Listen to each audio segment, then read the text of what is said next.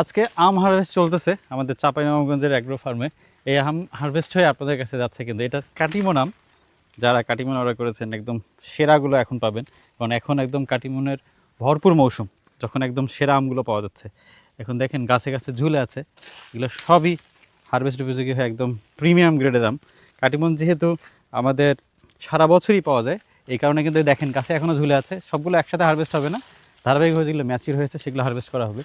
আমাদের এখানে দেখেন হাবিব ভাইরা অলরেডি হারভেস্ট করতেছেন। হাবিব ভাই কি অবস্থা? মাশাআল্লাহ, একদম প্রিমিয়াম কোয়ালিটি।